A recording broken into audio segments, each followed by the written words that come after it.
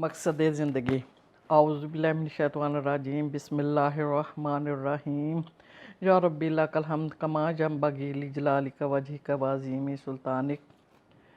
मकसद ज़िंदगी यानी इंसान का दुनिया में आना और ज़िंदगी गुजारने का मकसद क्या है। जैसा कि आप जानते हैं कि हर चीज़ का कोई ना कोई मकसद होता है। जो भी हम काम करते हैं, जो भी कोई चीज़ हम बनाते हैं, वो किसी न किसी मकसद के तहत ही होती है। घर बनाते हैं रहने के लिए, मेहनत मजदूरी करते हैं ज़िंदगी की ज़रूरियात को पूरा करने के लिए। तो हर इंसान का अपनी ज़िंदगी गुजारने के लिए कोई ना कोई मकसद, गोल या नस्बुल ऐन होता है। फिर वो उसे हासिल करने के लिए अपनी तमाम ताकतें, सलाहियतें लगा देता है। मुकम्मल ना से काफ़ी हद तक इसे अचीव कर लेता है, जिसे कामयाबी का नाम दिया जाता है। ये गोल या नस्बुल ऐन हर इंसान के लिए आला बुलंद होना चाहिए, क्योंकि जितना बड़ा गोल होगा उतनी ज़्यादा कोशिशें होंगी, उतनी बड़ी अचीवमेंट होगी, उतनी उसकी शख्सियत बुलंद होगी और उसकी ज़िंदगी आइडियल होगी। और जितना पस्त गोल होगा उतनी पस्त ज़िंदगी होगी, उतनी पस्त इसकी शख्सियत होगी। और जिस इंसान का कोई नस्बुल ऐन नहीं हो तो उसे और एक हैवान में कोई फ़र्क नहीं है। दुनिया में आना, खाना पीना, बच्चे पैदा करना, मर जाना हैवान यानी कि एक जानवर का तरीका ज़िंदगी है। और दूसरा सिर्फ़ अपनी ज़ाती मफाद को टारगेट बनाना, यानी कि मेरा इक़्तिदार, मेरा गलबा, मेरी शोहरत, मेरा पैसा, और इसके लिए जद्दोजहद में अल्लाह ताला को भूल जाना, हराम को हलाल कर लेना और हुकूकुल इबाद को भूल जाना इंतहाई घटियापन है। हदीस में है कि हलाक हुआ दिनार का बंदा, यानी जो पैसे कमाने के चक्कर में अल्लाह ताला की हदूद का ख्याल नहीं रखता, उसके लिए तबाही और बर्बादी हलाकत है। इंसान को अल्लाह ताला ने अशरफुल मखलूक़ात बनाया है, यानी तमाम मखलूक से आला तरीन मखलूक बनाया है। तो इंसान का गोल या नस्बुल ऐन भी अशरफ यानी कि बुलंद आला होना चाहिए। इसकी रहनुमाई हासिल करने के लिए मखलूक होने के नाते अपने खालक अल्लाह ताला से रुजू करना है। उसी ने हमें पैदा किया है और मकसद ज़िंदगी भी वही वाज़िया करेगा। इसी सिलसिला में कुरान और हदीस का फ़हम हासिल करने से सबसे पहली जो बात वाज़िया होती है वो ये है, अल्लाह ताला की तरफ से जो हदायत आती हैं उनकी पैरवी की जाए। जैसा कि आप जानते हैं कि अल्लाह ताला ने हज़रत आदम और हवा को पैदा किया तो फ़रिश्तों को इन्हें सजदा करने का हुक्म दिया। तमाम फ़रिश्तों ने सजदा किया, मगर इब्लीस ने इनकार कर दिया तकब्बर की वजह से कि अल्लाह ताला ने उसे आग से बनाया है और इंसान को मिट्टी से। तो अल्लाह ताला ने इस नाफरमानी पर उसे मरदूद करार दे दिया। तो उसने अल्लाह ताला से इजाज़त तलब की कि जिस तरह इंसान की वजह से मैं गुमराही में मुब्तला हुआ, मैं भी क़यामत तक इसे गुमराह करता रहूँगा। जो तेरे रास्ते की तरफ आएंगे इन्हें दाएं बाएं हर तरफ से घेरूँगा और मैं नाशुक्री पैदा करूँगा। तो अल्लाह ताला ने फरमाया, जो तेरी पैरवी करेंगे तुझ समेत इन सब को जहन्नम में भर दूँगा। तो अल्लाह ताला फरमाता है कि ए आदम, तू और तेरी बीवी जन्नत में रहो, जिस चीज़ को तुम्हारा दिल चाहे खाओ, मगर इस दरख्त के पास ना जाना वरना ज़ालिमों में से हो जाओगे। शैतान ने अपने वादे के मुताबिक इन्हें ये लालच देते हुए गुमराह किया कि इसका फल खाने से तुम हमेशगी की ज़िंदगी इख्तियार कर लोगे, और इन्हें यकीन दिलाया कि मैं तुम्हारा सच्चा खैर ख्वाह हूँ। तो जब उन्होंने फल खा लिया तो इनके सदर खुल गए और वो सख्त शर्मिंदा हुए, अल्लाह ताला से माफ़ी मांगने लगे। तो अल्लाह ताला गफूर रहीम ने ख़ुद ही माफ़ी के कलमात इन्हें सिखा दिए। रब्बना ज़लमना अनफुसना व इल्लम तगफिर लना व तरहमना लनकुनन्ना मिनल खासिरीन। ए हमारे रब, जुल्म किया हमने अपने पर, और अगर तुमने माफ़ ना फरमाया और तूने हम पर रहम ना फरमाया तो हम खसारे वाले हो जाएंगे। ये सूरत अल अराफ की है आयत। अल्लाह ताला ने इनकी तौबा कबूल फरमाई और हुक्म दिया कि तुम सब यहाँ से उतर जाओ। फिर जो मेरी तरफ से हदायत तुम्हारे पास पहुँचे, जो लोग इस हदायत की पैरवी करेंगे इनके लिए कोई खौफ व गम ना होगा। जो इससे कबूल नहीं करेंगे वो जहन्नम के हकदार हो जाएंगे। जैसे कि एक इंजीनियर जब कोई मशीन बनाता है तो वो इस मशीन के हर अच्छे बुरे पहलू से वाकिफ़ होता है कि किस तरह मशीन के इस्तेमाल से फ़ायदा होता है और कौन सी एहतियात करनी ज़रूरी हैं ताकि मकसद में कामयाबी हो जिसके लिए मशीन बनाई गई है।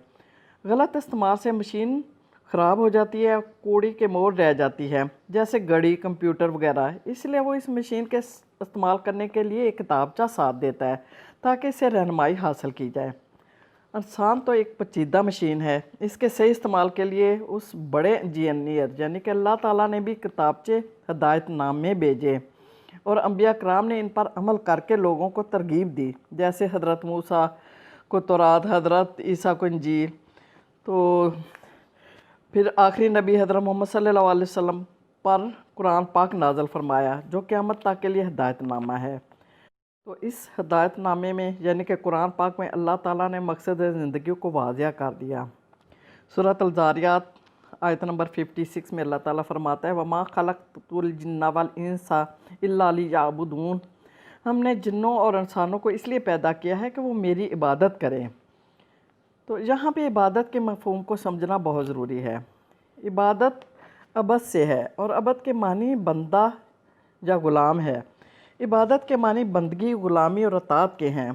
بندگی و غلامی آقا کی ہوتی ہے جو خالق، قادر، رزاق، علیم و بصیر ہوتا ہے۔ غلام کی اپنی کوئی پسند ناپسند نہیں ہوتی، وہ مکمل ہمہ وقت اپنے آقا کا ہی فرما بردار ہوتا ہے، کسی کے مرہون منت ہوتا ہے، دوسرے کسی رویہ کی گنجائش نہیں ہوتی، یعنی کہ جب دل چاہا سب تسلیم کر لیا، جب دل چاہا دوسروں کے در پر حاضر ہو گیا۔ کچھ معاملات میں اللہ تعالیٰ کی جی حضوری کر لی، کچھ معاملات میں اپنے نفس، اپنے خواہشات، اپنے آباء و اجداد یا اپنے رسم و رواج یا اپنے علماء درویش کو ترجیح دے دی۔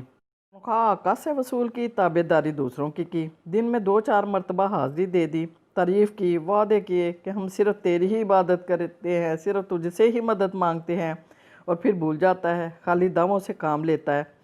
آقا کا فرمان ہے جھوٹ نہ بولو، دہراتا جائے گا، لیکن جہاں مفاد ہوگا وہیں پہ جھوٹ بولے گا۔ تو عمل بالکل مخالف ہو تو ایسے غلام کو نافرمان، سرکش اور نمک حرام کہتے ہیں۔ ایسے شخص کو غلامی سے نکال دیا جاتا ہے۔ نماز، روزہ، حج عبادت کے ستون ہیں، صرف انہی کو عبادت سمجھنا فہم کی کمی کی وجہ ہے۔ اصل میں یہ ٹریننگ کے حصے ہیں، جیسے ایک فوجی کو ایکسرسائز، بندوق چلانا وغیرہ کی ٹریننگ دی جاتی ہے۔ مقصد ملک کی حفاظت کرنا ہے۔ اگر وہ ٹریننگ تو لے لیتا ہے مگر ضرورت کے وقت وہ انکار کر دیتا ہے تو اسے غدار کہا جاتا ہے۔ اسی طرح نماز، روزہ، حج ایک غلام کو اپنے آقا کی ہر وقت کی اطاعت کے لیے تیار کرتے ہیں۔ دراصل ہر چیز اسی کی اطاعت کر رہی ہے، ایک بیج اسی کے حکم پر تقسیم ہو کر تناور درخت بن جاتا ہے، جانور اسی کے حکم پر چلتے ہیں، فرشتے اسی کی تابعداری میں مصروف ہیں، اسی کی اطاعت میں ایک نطفہ اتنے بڑے انسان کا روپ دار لیتا ہے، کل کائنات اسی کے اشارے پر رواں دواں ہے۔ یہ وہ عبادت ہے جو ہر وقت جاری ساری رہتی ہے، اس میں ہمارا کوئی عمل دخل نہیں ہے، ہم صرف اسی کی دی ہوئی توفیق سے ظاہری اسباب مہیا کرتے ہیں۔ انسان کو اللہ تعالیٰ نے کچھ اختیار دیا ہے جس میں انسان بہت بڑی بڑی ڈنڈی مار جاتا ہے۔ قرآن پاک میں زندگی کے مقصد کا ایک اور پہلو نمایاں ہوتا ہے۔ اللہ تعالیٰ کا فرمان ہے سورۃ ملک آیت نمبر 2، الذی خلق الموت والحیات لیبلوکم ایکم احسن عملا، وہ ذات جس نے موت اور زندگی دی تاکہ تمہاری آزمائش کرے کہ تم میں کون اچھے عمل کرنے والا ہے۔ دراصل اللہ تعالیٰ نے انسان کو پیدا کیا اور اسے نیکی و بدی الہام کر دی، اور اللہ تعالیٰ نے قرآن کے ذریعے نیک و بدی کی رستہ کی پہچان بھی کرا دی، دشمن سے بھی آگاہی دے دی، یعنی کہ شیطان تمہارا کھلا دشمن ہے۔ پھر اللہ تعالیٰ نے اپنا فیصلہ بھی سنا دیا کہ صرف اسی کی عبادت کرو۔ بے شک اللہ تعالیٰ کے نزدیک دین اسلام ہی ہے جس نے تمہارے لیے اسلام بطور دین پسند کیا، مگر آزمائش کے لیے اللہ تعالیٰ نے انسان کو کچھ اختیارات دے دیے۔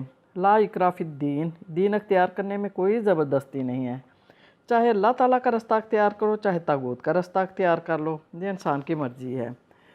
تو جب تم نے فیصلہ کر لیا دین اسلام میں داخل ہونے کا اور لا الہ الا اللہ کا اقرار کر لیا تو پھر اللہ تعالیٰ کا حکم ہے کہ ادخلوا فی السلم کافہ، سورۃ البقرہ کی آیت نمبر 208، یعنی کہ اسلام میں پورے کے پورے داخل ہو جاؤ۔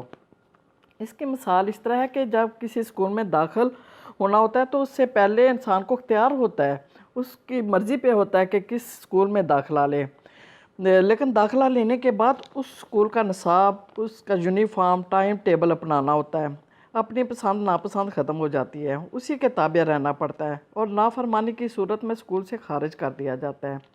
اسی طرح اسلام قبول کیا تو پھر اللہ تعالیٰ کی ہی بندگی، دین کو اسی کے لیے خالص کرتے ہوئے، کیونکہ دین خالص اللہ تعالیٰ کا ہی حق ہے، اور اپنی پوری زندگی کو اسلام کے تحت لے آؤ۔ تمہارے خیالات، نظریات، معاملات، کاروبار، رسم و رواج، کوششیں سب اسلام کے تحت ہوں۔